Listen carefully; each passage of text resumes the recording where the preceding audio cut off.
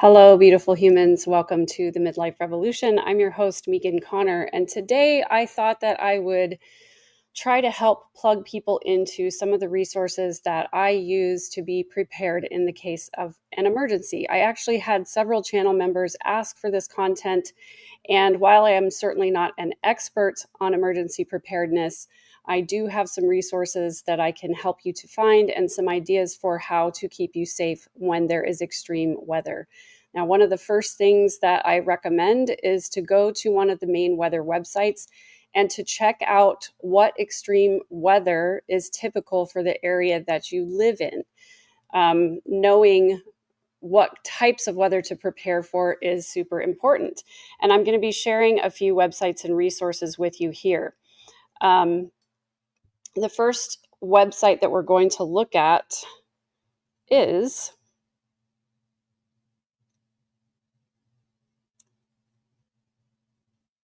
Ready.gov.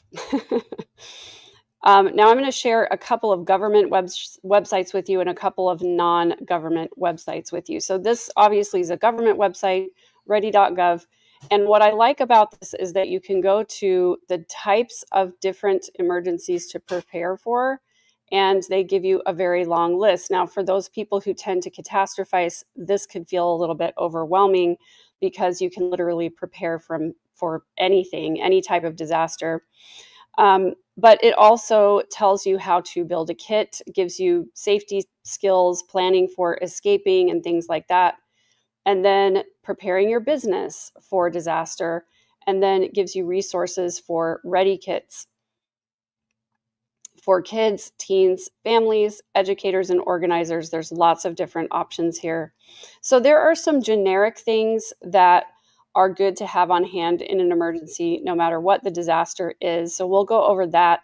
And then I'll plug you into a couple of more weather websites that you can go to find out what the weather is like in your area and what you typically are going to encounter. And then we'll talk about some scenarios that you might want to be prepared for. One of the things that I advocate for, most of all, no matter what emergency it is for everyone to have a radio. And I know that seems super old-fashioned, but if the electricity is out and the cell towers are out and you have a radio, then you'll still be able to get information and news. And so I'm going to share, this is actually just an Amazon.com. If you search for weather radio or emergency radio, this is a great option. It's only $32. It is solar powered and it also has a crank power. It has an emergency light on it over here, as well as the radio frequencies that you can tune into. It's SW, AM, FM, and WB. And then it also has charging capabilities for your phone. So I would recommend that you find out what radio in your area is, what station in your area you need for emergency preparedness. And I would write it on a sticker and stick it right on that radio. Again, it's solar powered, but it also has a crank just in case there is no sunshine.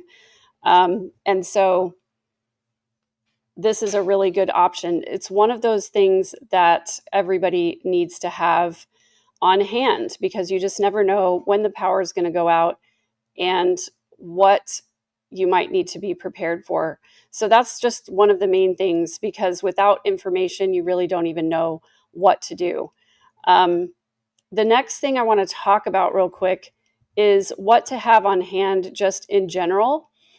In my Mormon upbringing, they always told us that we needed to have a year's supply of food and water on hand.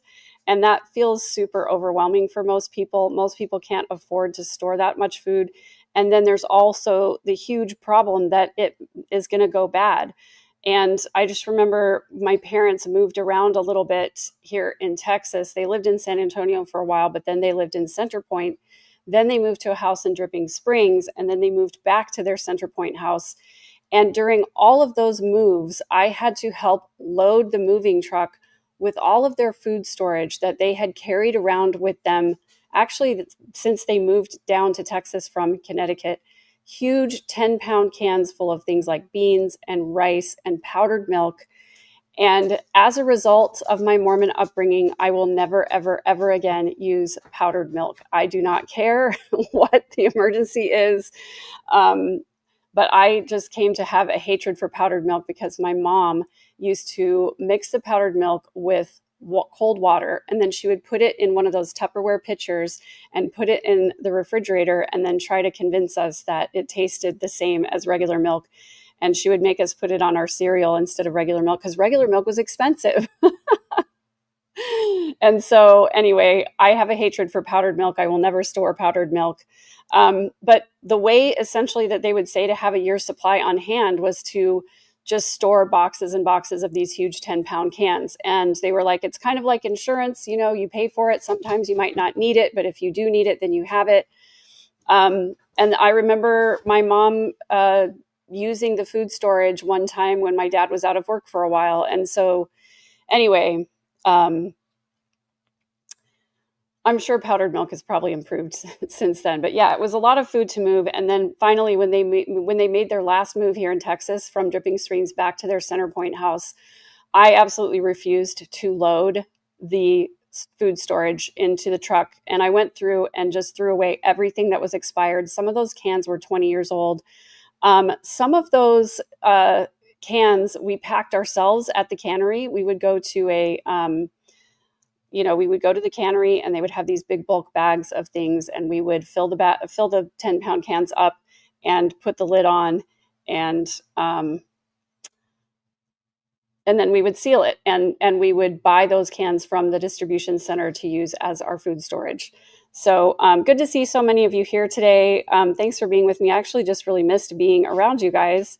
I see lots of familiar faces in the chat and a couple new ones. Shelly Schoenfeld, Miss Mojo Risen, Susan Stricker. Good to see you. Angel, thank you as always for being here to mod. Salt and Pepper, Melly Mel, Crash. Good to see all of you guys. Water Otter is a new name to me, I think. Am I mistaken about that? Sunshine Day, good to see you. Insightful One, always good to have you around. I hope you are doing well. Yes, I said Center Point, Texas. That is correct. That's where my parents used to live for several years. And that's one of the reasons I've been going out to the Kerrville floods to help out, because that community is dear to me. So I appreciate you guys being here, and thanks for all of the support. Hey, Ashley, good to see you too. So it's good to be back doing a little bit more regular stuff. And I am going to be doing some more, just fair warning everybody, I'm going to be doing some more Lori Vallow videos this coming week, because the sentencing is on the 25th. It is a week from today. I was thinking about that this morning, how a week from today it's all going to be over, and it just brought a smile to my face. So just a little bit of a life update before we talk a little bit more about what to always have on hand. Now, the most important thing to have on hand is water. The emergency preparedness websites that I have researched recommend having, and this would be the National Weather Service website, Ready.gov, as well as the Red Cross website. And I've tried to cross-reference and research lots of different places, and to not just take all of this information from one source. And so what I've done is gathered all the information I researched, and I'm giving you the information that all of these websites seem to agree on. So there is definitely a lot of opinions out there. There are opinions out there about what you should and should not store or have on hand, but these are the things that people tend to, or the websites tend to agree on. The experts in emergency preparedness tend to agree on. So first of all is water. 1 gallon per person per day for at least 3 days. Now, ideally, most of the websites said 2 weeks. That is kind of a lot of water, especially if you have many people in your house. But the reason they're saying 1 gallon per person per day for at least 3 days is because sometimes it can take emergency services up to 3 days to get into an area if a disaster has struck there. And so this is for drinking and for sanitation. Of course, you need to store it in a container that is going to keep your water clean and free from any mold or anything like that. A lot of times you can just buy those 1 gallon jugs of, regular drinking water and just keep those. I like the ones with the handle in case I have to throw them in the car and go somewhere. You can also use something like a life straw for portable water purification. And I'm just going to really quickly find an example of a life straw for you. I meant to do that before and I forgot. But this is a good thing to have on hand in case of an emergency. And let me share with you. So this is a life straw. This is one of the, oh, hey, Water Otter, that's cool. Thanksgiving dinner for families. That's awesome. Used to be Zanzenberg. I know that Texas has a lot of German heritage. So this is a life straw, basically, and it enables you to be able to get clean water, or actually, if you see this little picture over here, to use a flowing water source, not a still water source ever, but a flowing water source out in the open. It filters out certain things so that you can drink from the water. And one of those things that it says, basically, it removes odor and particles. It's a lead-free filter. It's obviously lightweight, portable. It does not filter out everything, however. So you do still have to be careful. And that's why I said not to drink out of standing water, because that tends to harbor more bacteria. But this is one of those things that you can research. And it's just a good thing to have on hand so that you can use a fresh water source when you're out in the open, or if you have an emergency where you can't get to clean water. Hey, Crafty Chris, what part of Connecticut? Because I love Connecticut. I used to live there. I haven't seen No More BS, but we shall see if they join us today. Yes, it is definitely sacrilege to store cans of food for 20 years. Some of those foods do last for that long, but the question is, are you really going to want to eat them at that point? You know, that's really the question. So water, and I'm going to actually put these tips in the description. I did put some of the websites that I'm referencing, I did put those in the description, but I'm going to put these tips in the description as well. Another thing is to store 3 days to 2 weeks, not a year, of easy to prepare non-perishable food. So think canned goods, dehydrated meals, even freeze-dried foods are getting better these days. Lots of the camping stores like REI have good dehydrated meals. And then I like to have a hydro boil on hand, and I'll show you what a hydro boil is, because I use that for camping.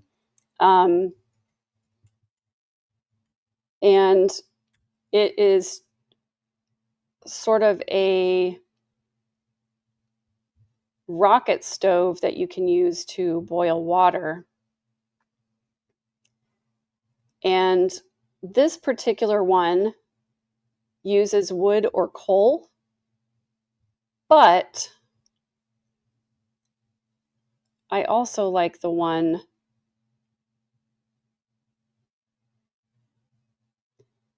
I'm looking for the one that I use, but I can't find it.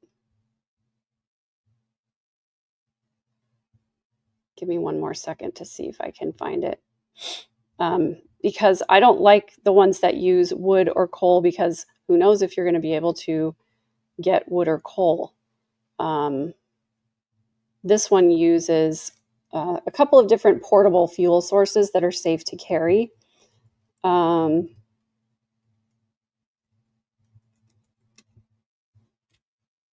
Maybe it's because I don't remember the name of the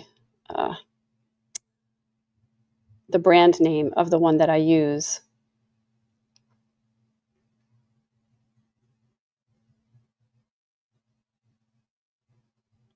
So this one it's okay-ish. It's kind of a little bit of a knockoff from the one that I use.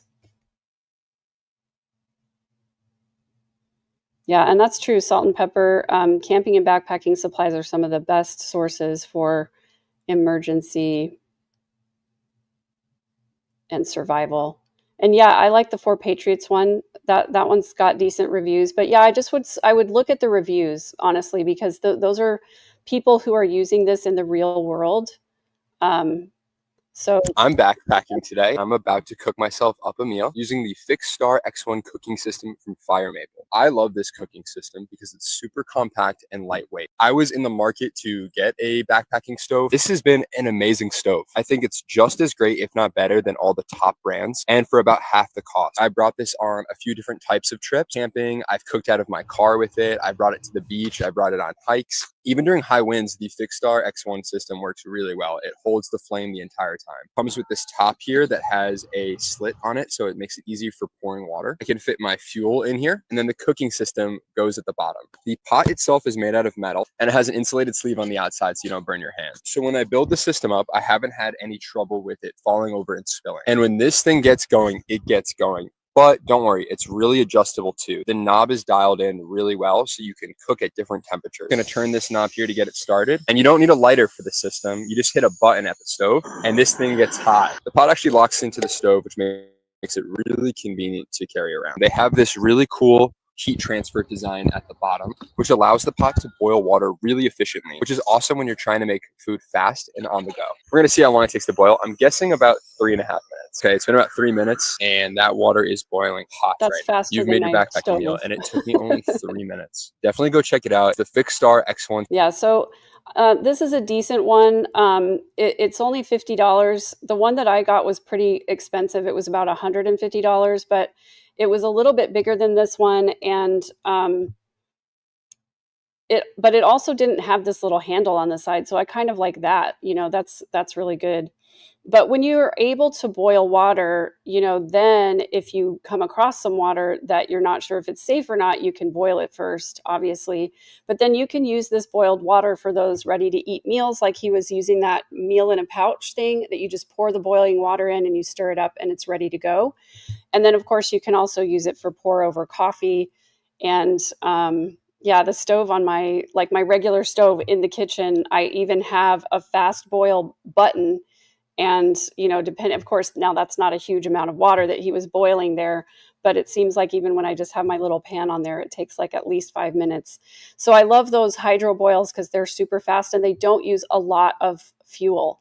So that is a really good thing to have on hand so that you can then take those pre-packaged meals and have hot water to use with them, whether you're camping or whether you're using this for emergency preparedness. Now, whenever I'm thinking about food that I'm going to set aside for emergencies, I actually like to have a little backpack. I have a go bag, and it is filled with all of the things that I'm going to talk about here, except for the water. The water, and that's why I get the handles on the jugs in case I have to carry it somewhere.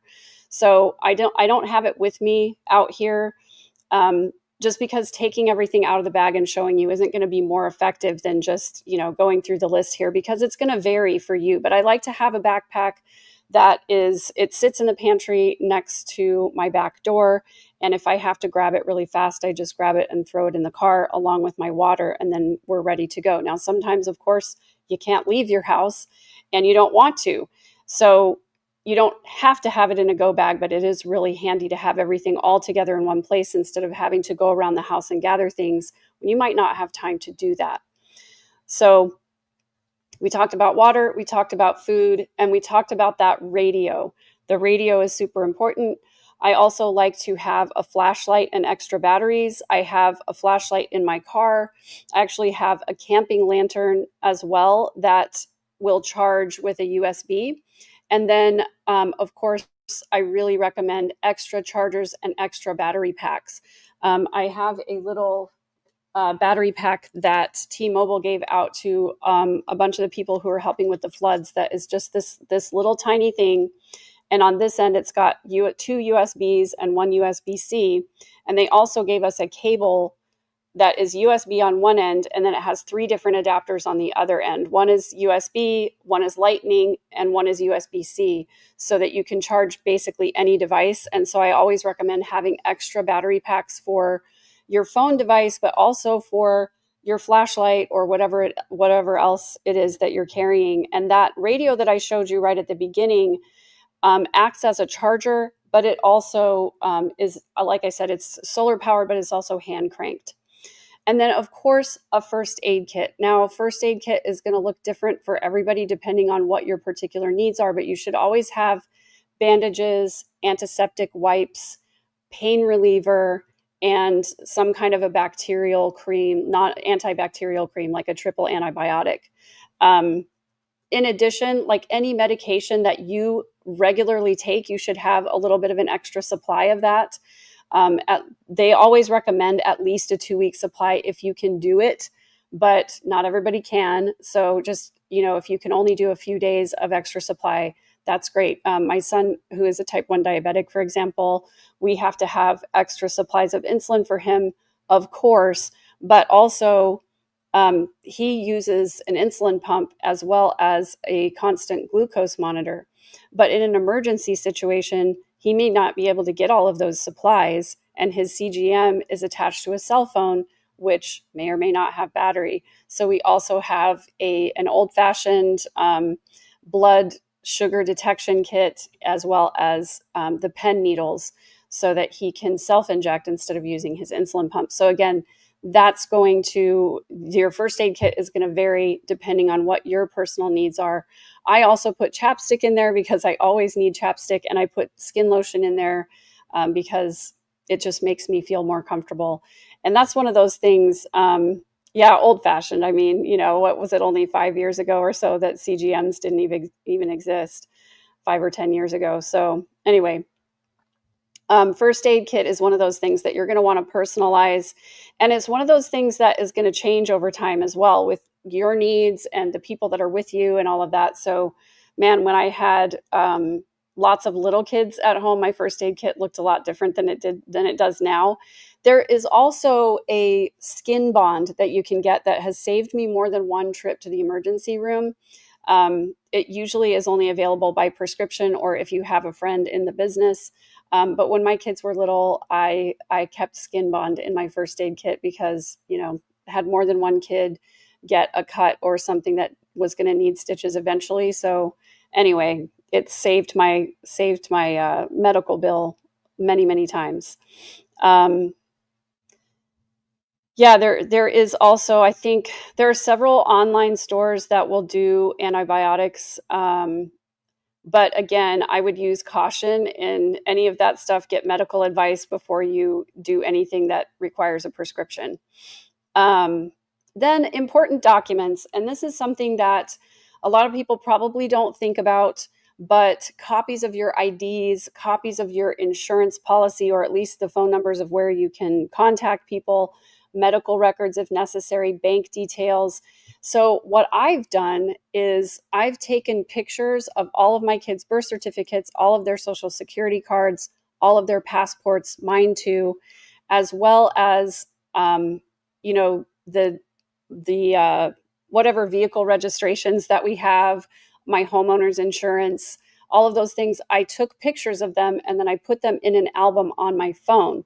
So, which is great if you're in a situation where you can charge your phone, etc. But I also do recommend having the physical copies inside a waterproof and portable container so that you can, again, just grab it and go. And I don't keep those in my go bag, but I do know exactly where they are. So if I had to leave quickly, I would just grab them and then put them in my go bag and go.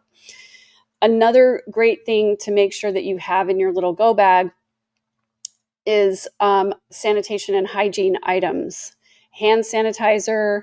I like to put flushable wipes in there, toilet paper, any feminine hygiene products that you need, and then garbage bags. I have a few garbage bags in my go bag because you never know when, like if you get soaked with something and you want to put on fresh clothes, you're going to need a place to put that soaked and or dirty clothing. And so it's good to have garbage bags for lots of different reasons. Then all of the rest of this stuff is what I kind of like to call extras or just creature comforts, things you might want to have with you in case of an emergency, but not something that is necessarily essential. And if you've never done an emergency kit or a 72-hour kit, as some people call them, it can be a little bit overwhelming trying to gather all of this stuff. So what I would recommend is that you set aside some money in your budget once a month to go and get whatever things that you need to put in your kit, and just start with the most essential things like water, and then just start checking off from there. And so that's what I had to do, is to set aside some money. It was emergency money. And for the first few months that I had that money, I spent that money gathering our to-go kits. And then I started keeping that money in cash in a waterproof bag. And so it's good to have a little stockpile of cash just in cases. And I have that in my go bag as well. Now, the rest of the stuff, as I said, is kind of like creature comforts. You can live without them. You can't live without food and water, but you can live without the rest of this stuff. And so this is like as you can. A change of clothes is really good. Clothes that work in just about any weather situation, and layers, because whether it's hot or cold, you're going to want layers to either put on or take off depending on where you are. And then I have a pair of sturdy shoes, like my work boots, my hiking boots, that I don't keep them in my go bag, but they're in my garage in a place where I can just grab them and put them in the car if I have to leave quickly. And then I like to keep a blanket in my car. It's a big enough blanket that it would work for the 3 people in my household right now if we had to huddle together for some reason. And this kind of is a throwback from my days living in South Dakota. My parents never went anywhere in the winter without having water and blankets in the car, because you never know. I mean, this was before the days of cell phones, but you do not want to be stranded in a cold place without a blanket in the car, unable to go anywhere, because that can be really bad. Hawkeye says coats, blankets, and heating gloves. I like those little heat packs that you can crack and then put inside your gloves or mittens for that. So if you live in a place that is cold weather, you might want to have a winter go bag that you keep in your car during the winter, or you could keep it in your car all the time. I wouldn't want to do that. I don't like to just keep cluttery things in my car. But it's depending on where you live, of course. You're going to want to adjust for the temperature. Here in Texas, I try to keep extra water in the car, and that's about the only thing that I keep in my car other than my flashlight. So, well, actually, I have a first aid kit. I have an emergency road kit, and I have water. But my first aid kit and my road kit fit in my glove box, so they're not like cluttering up my car. The only thing that does clutter up my car is the extra water that I have around, especially during the summer. And then I like to have a multi-tool. I have actually this little Leatherman that I keep with me all the time. I actually keep, well, not with me all the time. It's in my car all the time. And thank you for that, Crafty Chris. Yeah, the aluminum emergency blanket has a lot of uses, and it's very portable and lightweight. Yes. Hey, no more BS. Good to see you. Educating yourself about simple medical solutions. Yes. And then, keeping a few days of your medication and supply. So this is a little Leatherman tool. It has a little sheath that goes over it, but it has a clip on it. And so I keep it in the middle console of my car. And then when I have an emergency or something else that I need to go do, like when I was working in the flood zone, I took this along with me because it's super handy. It opens up into a set of pliers. And then it also has a couple of different types of knives on the side, a file, a pair of scissors. There's just all kinds of little tools in here. And then there's like a little thing that I can use as a screwdriver. I can use this as a Phillips or a flathead screwdriver. So multi-tools, this one I think I got at Costco, and I think it was around $20, and it was worth every penny. It's got so much stuff in it that I can use. It even has a bottle opener. There is a little ruler on the end of this thing so I can measure inches or centimeters. This can act as a can opener as well. So if I have canned food that I've stored and I need a way to open it. So these multi-tools are really, really good. They do make great stocking stuffers. And then I will also say, since somebody mentioned it here, sorry, Ty mentioned lemon juice or lime juice to add to your water for electrolytes, but please hold because I have a better solution.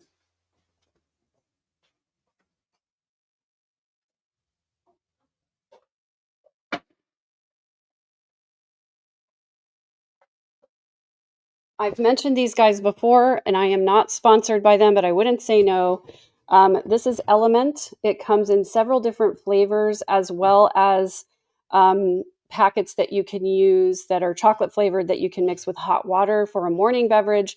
But these are it's an electrolyte drink mix. It is free of sugar or other additives. It has 2 grams of carbs.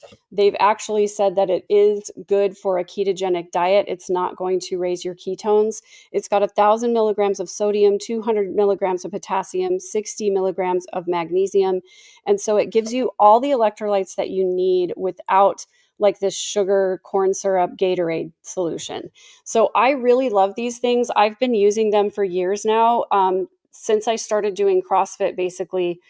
Because these are excellent rehydration for after workouts. There's no sugar, no gluten, no dodgy ingredients. It says it's paleo and keto friendly and it's vegan friendly.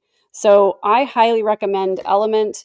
They actually were kind enough to send 120 of these 30 pack boxes to the flood victims in Kerrville.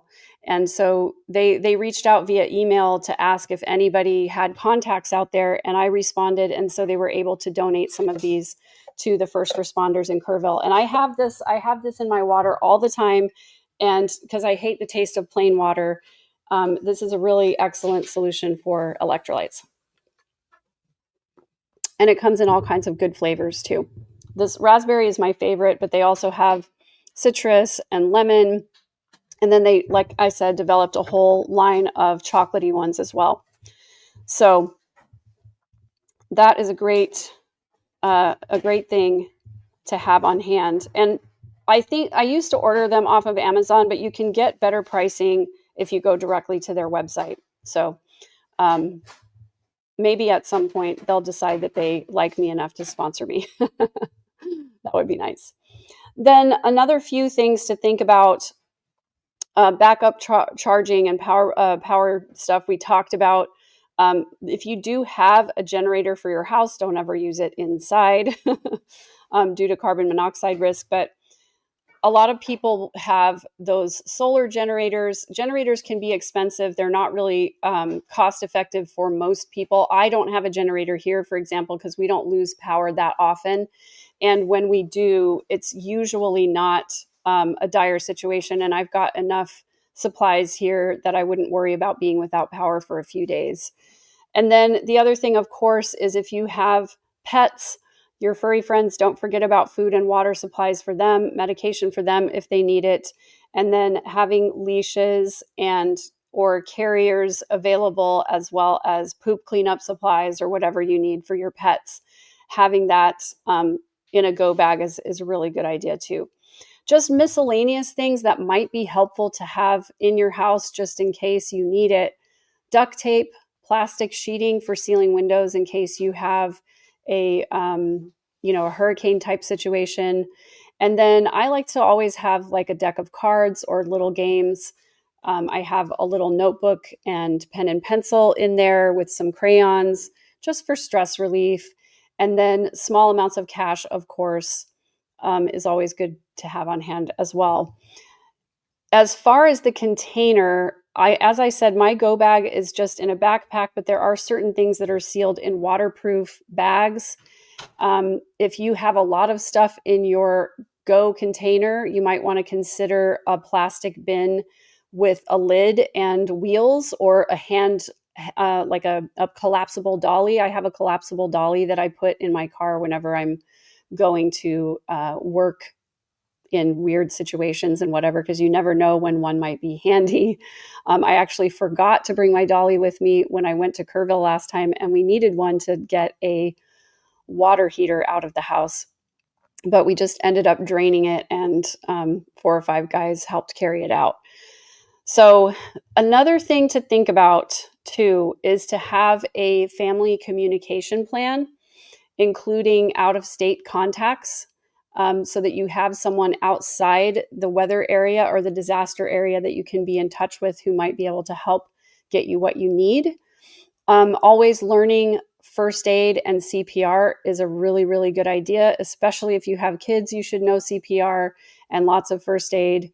And then consider you can actually get trained in community emergency response. And usually communities will offer that for free. And especially in light of the recent disasters that we've had, I just always like to warn people that extreme weather events are on the rise, and it would be helpful for a lot of us to have these kinds of skills. And then, as always, knowing what is common to your area is super important so that you can be properly insured. Getting flood coverage, for example, or knowing how to shut off your utilities in case you have to leave in an emergency, and those types of things. So now I'm going to take you to a few of the different weather websites that that you can go to find out about historical weather events in your area. This is a good idea, China Clay. A big box of glow sticks for the grandkids with a thought in kind of how useful they could be for other things. Yeah, exactly. It's really interesting to think about how many different things that you could put in your emergency kit just to keep yourself occupied if you needed to. Wow, 40 inches of snow, not expected, and lost power for 17 hours.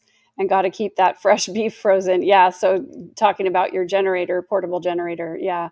And I also don't have a lot of stuff in my freezer because I know that if I keep stuff in my freezer, I'm not going to use it. And so I only occasionally freeze things. And it wouldn't be that big of a deal if the power was out for a few days and I lost everything in my fridge and freezer.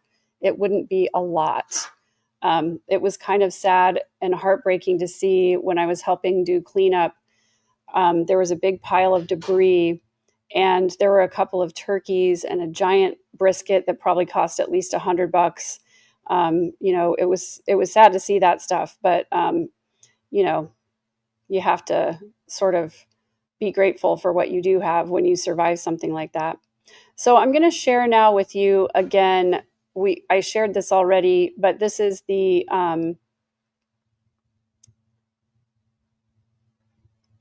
Ready.gov.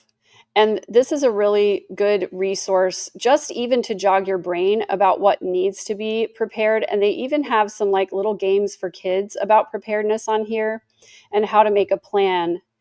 But before you even go there, I would actually go to this website, which is the National Weather Service website. It's weather.gov. And what's really interesting is you can put your zip code in up here and you can search for past weather events. And this is one of the things that I think is important to look at because you can know what the historical weather is in the area that you live. And so you can know what to be prepared for.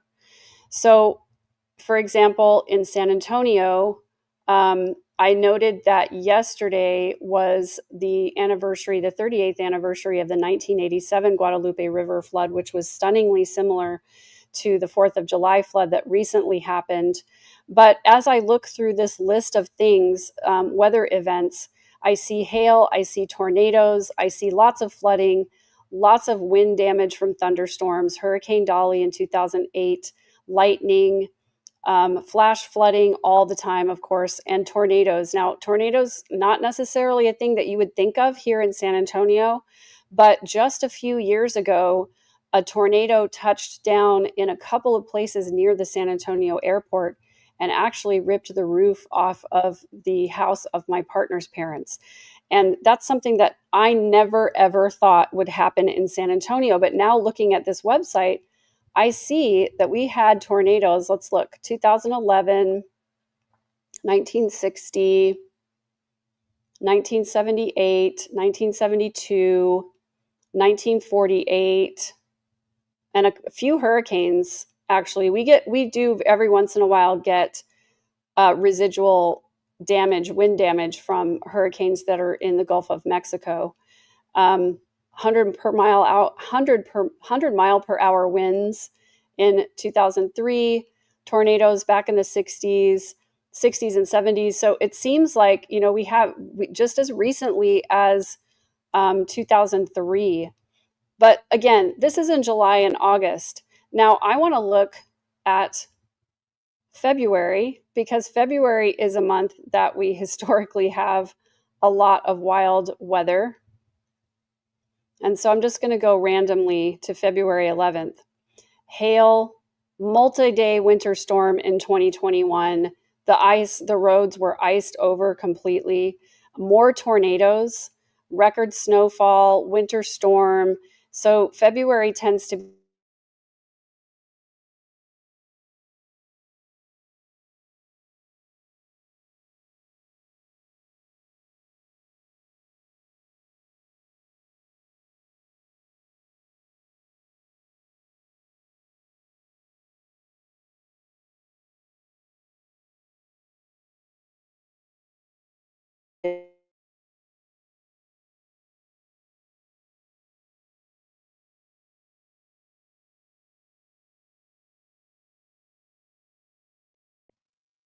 Am I back?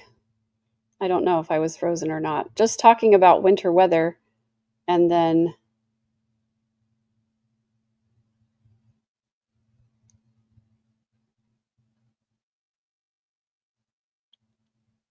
yes, and there was lots of flooding that happened in New Mexico just last week as well. And monsoon season is a real thing there, so it's really, really interesting. Um, Not what I would expect in New Mexico, but yeah, it's so flat there that I'm sure the water just really moves quickly. So I like um, weather.gov for historical weather information, so you can look through the months of the year and see what to expect and to be prepared for in your area. Now, all of this, I'm just going to say, with a little bit of a grain of salt, because you can't be prepared for every single eventuality, and you will drive yourself crazy if you try. However, basic preparedness, I think, is really important for everyone. And part of that is understanding where you live and having an emergency evacuation plan if you need one. I remember that when 9/11 happened, we talked a lot about where we would go, because San Antonio is Military City, USA. And I was really afraid that whoever was attacking New York was going to attack the military bases as well. And so just knowing the area that you live in and where would be a safe place to go, what would be alternate routes out of your neighborhood, out of your town, whether you have to go. For us, we would probably have to go north if there was a hurricane coming in from the Gulf. But if there was winter weather coming in, we might want to go south. So just starting with the basics, but having a plan of action in different scenarios, and just knowing who you would contact or what you would do right away when you knew an emergency was coming. The other part is to just be aware of the weather. I can't tell you how many people I know that don't even know whether it's going to rain today, much less, whether storms are coming in a few days. So that's why I like those alert apps, like the Code Red app, and you can find out what apps your county uses by going to your county's emergency website, or going to their website and looking for the emergency preparedness section. And you can find out what weather apps they do use and how they get alerts out. And so that's an important thing to know. Also, just very basic, I probably should have mentioned right from the beginning, just knowing where the closest urgent care and emergency room are that take your insurance, because that's not something that you're wanting to have to look up when you've been injured and you need to go there. And so just having that information readily available on your phone. I have a notes app on my phone, most of us do, and one of the pages in my notes app just says emergency, and it's pinned to the top of my notes app. So when I open that app, that's the first thing that I see, and I can click on it and see all of my emergency information. For example, where I need to go if I need urgent care or an emergency room. And I think it's important as well, look at your insurance, see whether urgent care is less expensive than emergency room, and then call the urgent care and ask them what capabilities they have. Because I've run into this situation, unfortunately, more than once, where I've gone to the urgent care and they've turned me away because they didn't have the capabilities for whatever emergency I was having at that time. So, for example, I took my daughter to the urgent care one time with severe abdominal pain, and they sent me to the emergency room because they didn't have a CT scan, which is what she most likely would have needed. Also, when I was at the pediatrician with my son, and he was there for high blood sugar, but we didn't know that's what he was there for. We had all of the symptoms. We were giving all the symptoms to the doctor, and they tested him for strep. And, I just, out of my mother's intuition, adding up a few of the things that I had observed over the past few months, I said, will you just do me a favor and humor me and test his blood sugar? Well, his blood sugar was up over 650. We don't know what it actually was because the monitor that they were testing it on only goes up to 650, and it just was maxed out. And so they called ahead to the emergency room we were going to go to make sure that they had a pediatric endocrinologist on call there. And so, they called ahead, and I took him to the emergency room, and it was a really scary situation, but it was, I was really grateful that obviously that it turned out okay. But just always say something, trust your gut, trust your intuition. And just as a mom, I kind of know what's normal for my kids and what's not. And we were just really lucky. So anyway, being prepared for those emergencies also includes knowing what capabilities your medical facilities have and where you might need to go if you didn't have those capabilities. It's also important to do that when you're traveling. And that's the other part I wanted to mention, is that a lot of these flood victims were vacationing in the Kerrville area and probably were likely unaware of how much a threat of flash flooding is frequent around there. And so if you're going on vacation or you're planning to go on vacation, knowing in advance what weather events you might encounter, especially if you're going to be camping or outdoors. And then also being aware of where the medical facilities are in the place that you're visiting, because you never know what's going to happen. So the last thing that I want to talk about actually is something that, let's mention as well, the seatbelt cutters. If you're in a car when a water disaster strikes, I want to recommend the one that I keep seeing on YouTube and TikTok all the time, but I can't remember the name of it. But it's one that has a seatbelt cutter and also has the capability to break glass. Because what they have said is that the seatbelt cutter is great, but if you can't also break the glass, that's where a lot of people end up trapped in a vehicle. So having a seatbelt cutter / glass breaker available to you immediately around your console area is really important. In fact, I'm going to make myself a note to get one of those, because I've been thinking about it forever and just haven't pulled the trigger. And it's a good thing to have in every single vehicle. I'm going to write this down. Glass. Because if I don't write it down, it's not going to happen. Obviously, I've seen the TikToks like 60 or 70 times for the car. And this is actually reminding me too that every 6 months to a year or so, you want to go through your go bag and your emergency preparedness plan and make sure that it's up to date for your current situation and for the current weather conditions, etc. So right now, I need to be prepared for hurricanes, but in February, I need to be prepared for an ice storm. So it's different things.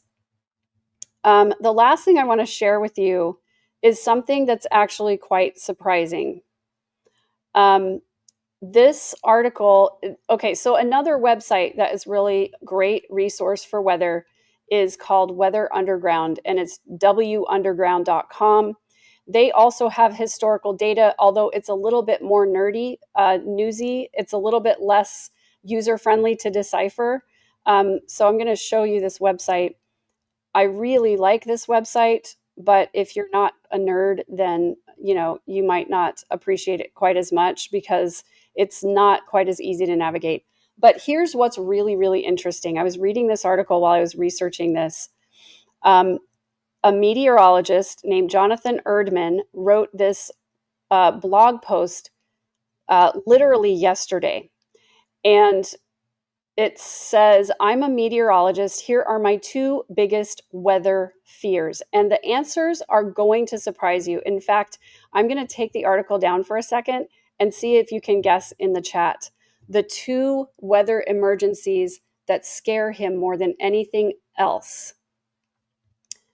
Wow, China Clay, that's just absolutely amazing. I'm so glad that he had that pocket knife. Yeah, and also consider, giving the gift of survival to the people that you love and care about.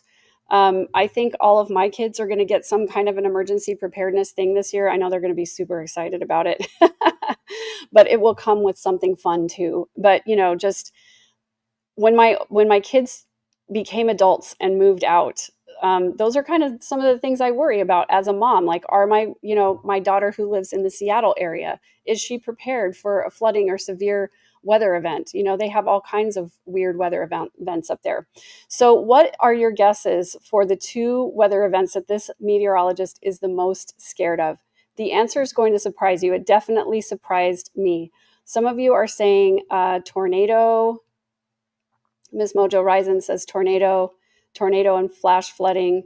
Well, I'm going to keep you out of suspense. That's what Hawkeye says as well. Well, you guys are going to be shocked.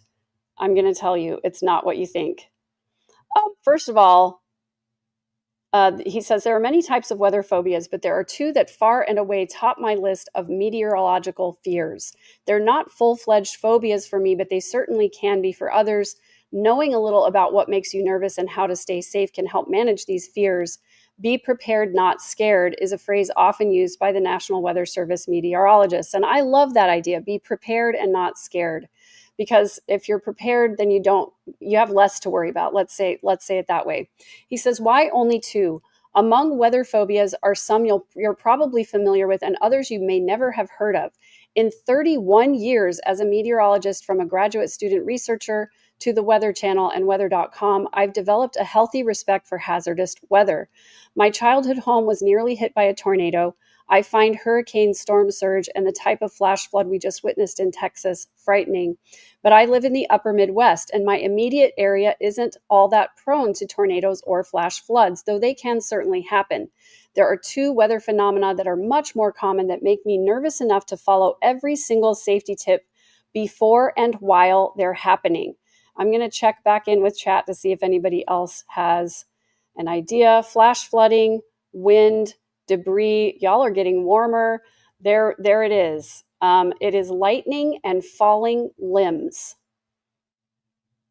So number two is falling trees.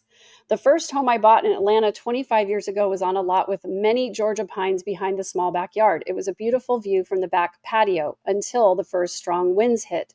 While none of those trees came down while we lived there, watching them sway in high winds or sag when weighed down by snow or ice terrified me.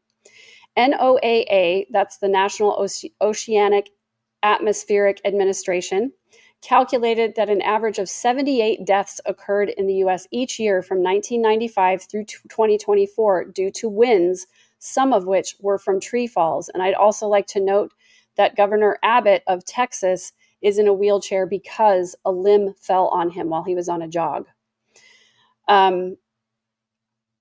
If trees are large enough, they can come crashing through your roof into your living room or bedroom.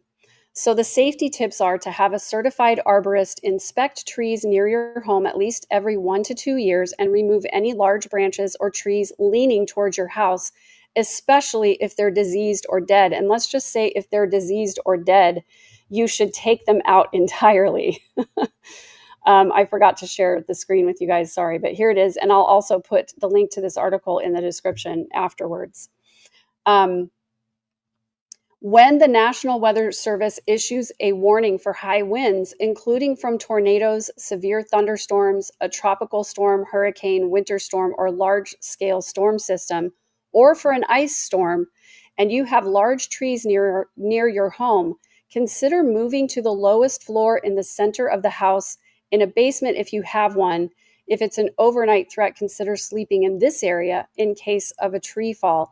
Now, in our house, I don't think there is a safe place from a tree fall here because I live in a very small house. It's a 1-story house, and there are large mature trees all over my area, my yard, and my neighbors' yards.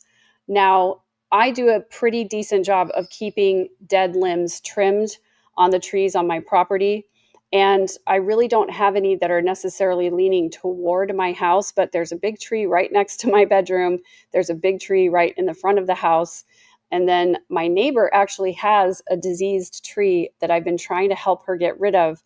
She just doesn't want to cut it down because she loves trees. And it's one of those situations where that I think that some wood-boring beetles got into the tree, which is really sad. I lost a tree that way myself, and I know how hard it is to get rid of a tree. But because it was beetles, she's got 3 branches that still have green leaves on them. And so she's holding out hope that the tree is going to recover. But it's leaning toward my house. And if it went down, it would hit my driveway and it would probably take out my crepe myrtle in the front yard. So I've been trying to help her get rid of it, but she just really doesn't want to. So working with your neighbors to keep dead limbs trimmed, I think, is a really important thing. On your neighbors on all sides, and making sure that, offer to help them trim a tree or help pay for the tree trimming. My neighbors and I help pay for each other's fences. So just being in good contact with your neighbors is good, although I know that not all neighbors are good neighbors, but it's an important consideration. Yeah, exactly. Very small house explains how we hear sweet doggy noises and kid chefs in the kitchen and occasionally, screaming when they're playing jump scare games. So to go on with this blog post here, the safety tips, having trees inspected are good. And then, talking about the right place to be in your house during storms. And if you're camping, find out how to get to substantial shelter quickly, preferably a large, solid building in case high winds occur. And if you're camping, looking around at the trees and seeing if there are dead trees or dead limbs anywhere in the vicinity. If they're very tall trees, looking to see where they might fall, if they did fall, if there was high winds, and avoiding those areas where there have been forest fires or freezes even, and there are dead trees for that reason. So a lot of people don't think about that when they're looking at their camping sites and thinking about where to put their tent. It depends on the level of maintenance of the site that you're camping at. So something to be aware of. And then it says, avoid driving during a storm in an area with tall trees due to the danger of falling trees. And guys, this actually happened to my daughter when she was out winter camping. She and her husband were out winter camping in the Pacific Northwest. I don't know exactly what campsite they were at, but there was a storm. They left early so that they could avoid the storm, but on their way home, a tree fell and hit the windshield of their car. Luckily, only cracked the windshield, didn't break it completely, and they were so lucky, just the location and everything. But then they couldn't leave the area because they had a tree sitting on their car, and they had to wait for someone to come in and help them remove the tree. So things that you just don't, think about sometimes. Oh my goodness, Hawkeyes. That's really scary. It's one of the things that I just don't, I hope that I never have to, deal with a falling tree because it sounds so scary. Took the mudroom out and shifted the bathroom. Wow, that's crazy. Yeah, lucky you own your own chainsaw. Yeah. So it can be falling trees and limbs can be super, super scary. Here's a picture of somebody. They had a tree fall on their A-frame house, and look, it went right through underneath their oven. Isn't that just crazy how that can happen? And then the second one, his biggest fear is lightning. He says, on one hand, a distant lightning show is among the most spectacular displays on Earth, but like most people, I've had several close calls. As a boy, I once swung wildly at 3 straight pitches out of the strike zone in a Little League baseball game, then dropped the bat and ran to the car when I heard thunder and saw darkening skies before my at bat, because you're basically holding, a lightning rod there. As a graduate student, I once had to help deploy what were essentially large lightning rods wrapped in PVC pipe to measure the electric field before a lightning strike as a thunderstorm was nearby. While cleaning my church one day, a nearly stationary thunderstorm unleashed at least a dozen of too close for comfort lightning strikes, followed by loud booms that left me praying more than cleaning. Finally, there are the times I've been jarred out of bed at night by a sudden crash of thunder or watched the flashes of lightning through the drawn curtains, wondering if the next strike would be much closer. So as you can see, I've felt conflicted but mostly frightened of lightning almost my entire life. Lightning deaths in the United States have plunged from several hundred each year prior to 1950 to less than 20 each year this decade so far. That said, an average of 180 people have been injured each year by lightning, and they're injuries that can have lifelong impacts. And I had never met a person that had been struck by lightning until I met my partner's uncle, and he has been struck by lightning, and he's had heart problems since then, and also has trouble with balance. He can't walk on sand or anything that is not really stable because he's been struck by lightning. It also has affected his hearing, and he's had lifelong effects of being struck by lightning. This is a great one too, Jules. Thank you. For those who don't know, I went on Jules's podcast the other night to talk about emergency preparedness. And Jules says, know your flood elevation and listen to evacuation orders for your zone. That's a great one. So just to finish up this blog post here with safety tips for lightning. If you have outdoor plans, check your forecast each day to see if there's a chance of thunderstorms. The Weather Channel app can warn you if lightning is nearby. Tap the notifications icon, then tap Manage, then Current Location, and toggle on the Lightning Nearby option. That's a great option. If the sky is darkening or you hear thunder, find substantial shelter in a building or vehicle immediately. There is no place outside that is safe from lightning. Some strikes can occur up to 15 miles ahead of a thunderstorm. These are known as bolts from the blue, as they can happen while the sky above is still blue and not yet dark. During the thunderstorm, do not use electrical equipment or anything involving plumbing, and stay away from windows and doors. That's something that I didn't think about, honestly. We get a lot of thunderstorms here in Texas. I don't think I typically use electronics during a thunderstorm, but I certainly would not be broadcasting or live streaming during a thunderstorm. And I also have surge protectors on all of my equipment. Do not go back outside until at least 30 minutes have passed since the last lightning strike or rumble of thunder. Keep in mind, occasional lightning strikes can occur in areas of lighter rain after the heavier rain has passed. This is such a great reminder. I don't think enough about lightning. I definitely think about it when I'm near water. I definitely think about it when I'm hiking or camping, but I don't think about it enough when I'm just here in my house enjoying a thunderstorm outside with my garage door open, just sitting there watching the rain and listening to the thunder. I don't think about lightning enough, obviously. Here's a lightning strike during, oh my gosh, during a baseball game. Wow. Glad there was no one in the Wrigley rooftop seats and they delayed the game. That's amazing and scary. So anyway, I wanted to share that with you guys because I was really surprised that those were the two weather fears that he was the most concerned about. And I'm going to be more aware of lightning strikes from now on. So thank you for saying this, Jules, because I actually have this right next to me, but I was going to forget to share it. I have this beautiful atlas that my partner gave me. I love maps. I'm a nerd anyway, but this is a road atlas that highlights it's the adventure edition because it highlights the national parks. But learning how to read a map is a really important skill that not a lot of people have. And I'll just show you my map of Texas. What I've done is I've gone through this atlas and I've put this little washi tape over all the roads that I've traveled on road trips.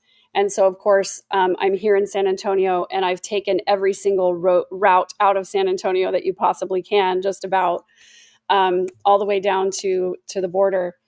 But knowing how to read a map is really important because if you don't have cell coverage, your Maps app is not going to work on your phone. And if your phone is out of battery, you need to have a map handy. So I keep this in my car usually, except when I'm planning a road trip or whatever. But being able to know alternate routes out of your town is really important. And that's kind of why I wanted to highlight this, is because I know all the different directions, the different roads that I can use if roads are closed. And it's a really good idea to have alternate routes. Like, obviously, these are the main roads out of here, but then I also have alternate routes of these other little side roads that I could take if I needed to get out of town. And having more than one route out of your neighborhood and out of your town is really, really important. Thanks everyone for contributing so much of your own knowledge and information about emergencies. So I'm going to go through a few of these. Having a horn or whistle is good. Add to your list to wear things with lots of pockets. Yes, absolutely. 2 ways out.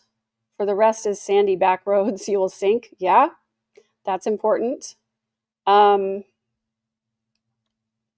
What else are people saying? Zello makes your phone into a 2-way radio. That's really interesting. I didn't know that. What other sneaky apps do you have to share, Jules? Yes, and teaching the next generation how to read them. It is a lost art. Unfortunately, I was just trying to teach my youngest daughter how to read a map, and she was like, my brain just doesn't work that way. So it is definitely important to teach the younger generation, not just map reading skills, but also CPR skills, first aid skills, emergency preparedness skills, and just generally to be aware. I was talking about this with my partner, Samuel, the other day, and he was saying, he survived a hurricane when he lived in Houston because he knew enough that he wasn't going to get very far away from where he was without running into danger. And he knew that there was a building on campus that was shaped like an H, and he just looked to see which way the wind was blowing, and then he parked on the part of the H that would shield him from the wind. Just a lot of people are not directionally aware. And so luckily, most of us have some kind of a compass in our car, but if you don't have a compass in your car, you should get a handheld compass. Of course, you can use your phone as a compass if it's charged and has battery.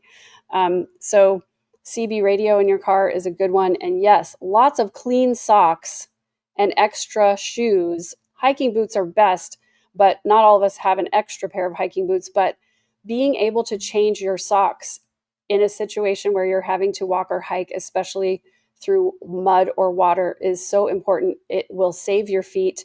If you don't have your feet, you're not getting out of there, and you need to have lots and lots of clean and dry socks. Yes, and teaching people how to use a compass, super, super important. Thanks you guys so much for all of your contributions. This has made me feel a lot better. Whenever a disaster strikes and I feel overwhelmed by the idea that, anything can happen at any time to any one of us, talking about being prepared in an emergency and making sure that I actually am prepared in an emergency makes me feel a lot better and a lot safer. And I hope that it's done this for you as well. If you enjoyed the content, please like the video so that more people will be able to find it. And please share it with someone you care about who needs to know about emergency preparedness. Again, all the websites and links are going to be in the description of the video. And thank you so much, guys, for being here with me. And I hope that you have a safe and happy and restful weekend. And I'll see you again very